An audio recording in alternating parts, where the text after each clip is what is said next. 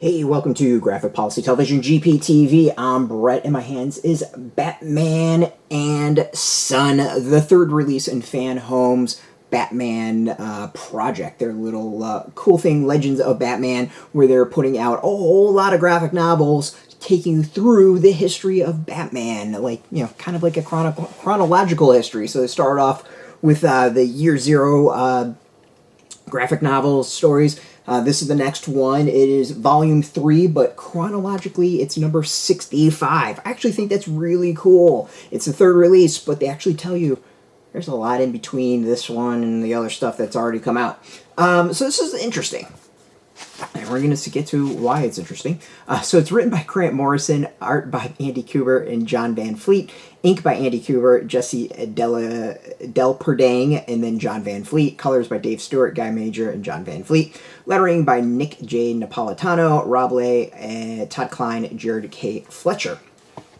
All right, it contains Batman number 655 to 658 and 663 to 665. All right, so to start off, I vaguely remember reading like one or two issues of this.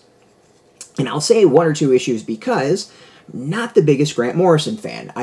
For me, Grant Morrison is one of those writers I know so many people revere as a writer and prop him up, but it's very hit and miss for me. I either enjoy what he's written and put out, or I dislike it. There's kind of no in between. This, to me, kind of falls more into that dislike. And I'm going to go in a long reason why. So this is the arc where Batman meets Damian, his son. So there's a story. Talia al Ghul is like building an army of man-bats, and to kind of, I guess, distract Batman, she decides to introduce him to his son. Not really any logical reason that she does this. It's just kind of like there's never a setup as to like the logic behind this. And I think that's kind of my issue behind a lot of this collection, is that it feels like a lot of moments and a lot of concepts, but not a lot of depth to any of that. And let me explain. The first example clearly is the whole, hey, here's your son. Okay. The overall plot of hey, we're going to kidnap the Prime Minister's wife or whatever it is, and then we're going to trade the Prime Minister's wife for Gibraltar. Yeah, whatever. Like, that's a supervillain plot. It's cheesy, but it works. Having an army of man-bats to do that, I guess. I don't know why the League Assassin also needs an army of man-bats to choose this when they're all already supposed to be the League of Assassins and absolutely amazing. Again, that's never really kind of set up as to the why of it. It's just hey, we're doing this. And it's like, okay, I guess you're getting more enhanced assassins and killers, even though it's not really explained why you need this enhancement. And I guess that kind of says that your League of Assassins before weren't good enough. Kind of weird. Damian's just kind of thrown out there and said, here. And Batman's reaction is just kind of like okay, hey, here's my underground lair. Here's my home. Just come in. Like, there's no pause at all from Batman to, like, even question Talia's motives. That to me seems very, very odd. Like, there's this weird disconnect of hey, meet your son, and then just like, we're taking care of them, Alfred. It's just missing. There's a gap missing in there. There's a lot of part of the stories that's like that just feels like it's missing, like, something to explain, like that logic behind it. So yeah, like, to me overall, it's a lot of good concepts, and obviously concepts that build. I mean, Damian now is a very popular character, but it's just kind of thrown out there without like any connection on there. It just is. Obviously, this is also earlier Damian. Damian was a complete dick and just hated when he was first introduced. I think that's part of it as well. Of like, he's a brat, but like he comes off as a brat. I mean, that's the thing that's interesting, is like he's been trained by his mom. He's trained in the League of Assassins, but he comes off like a spoiled kid. Like, that doesn't feel like quite the way he should be. There's also the whole thing at the end of like he gets injured and Talia's like, harvest his organs and replace them at blah blah. Like, has that ever been addressed? The fact that they were like clearly moving and adding organs for this kid? Like, what the hell? So there's, again, a lot of concepts, but I think like not a lot of follow through is the great way of putting it. The other is, I think the art to me is inconsistent. Talia is really weird looking at times. Like very skinny and thin and just like it's odd art. Like she just, something's off on me.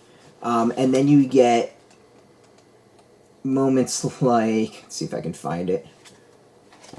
I mean, that's not the only part where I'm just like, oh, this is not good art. I should have, like, I really should have tagged it. Oh, yeah, like here. Like this. And then you get Tim here. It's just not great art. Like a lot of the art in this is either really, really good, I think really bad. There's, again, just like the writing, kind of no in between. It's odd like that. It's really, really odd like that. So it's key in that it's the introduction of Damian. Like, obviously, that's a really, really key thing to have. There is, of course, covers on the back and some fantastic art. Like, there really is great art in here. And then there's this interesting, like, written inner story that's in between that's, again, not really quite explained. It's just kind of there. So yeah, you know, it's you also get the introduction, like all the other volumes have. So I think it's interesting. It's like it's a piece of this, clearly the collection of the Legend of Batman, which is cool. It's just I think kind of a weak third one. Also, the fact that this would be the third release, I think, is a strange one. There's like a lot of other stuff I think I would have chosen before maybe to release. But who knows? We'll see what comes next. I actually kind of know what comes next. We'll see how maybe it plays out. There might be logic behind this, but I'm not quite sure. So overall, like, I really think the Legend of Batman is a great concept. A subscription where you can get a bunch of Batman graphic novels taking you through all the years of Batman, which is really, really cool. There's obviously just going to be some hits and some misses. To me, this is a miss as far as the story, but that's not Fanhome's fault. So yeah, you can subscribe. We've got links underneath this video where you can go and subscribe and get your copy. Of course, I want to thank Fanhome for hooking us up with this review copy. We appreciate it. And of course, thank you all for watching.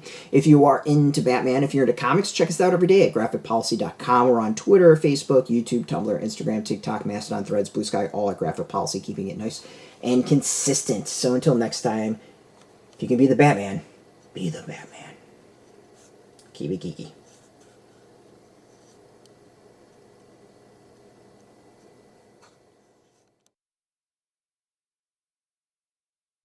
Hey, thanks for watching the previous video from Graphic Policy Television. Just by watching, you help support our site. Thank you so much. Now, if you're watching these videos, you probably care about geeky things like movies, television, comic books, toys, games, video games, you name it. You can go and subscribe right now to our YouTube channel to stay in touch and catch all the new videos, or check out our website at graphicpolicy.com. There's a nice link on this end of the video. But as always, thank you for watching. Keep on rocking and keep it geeky.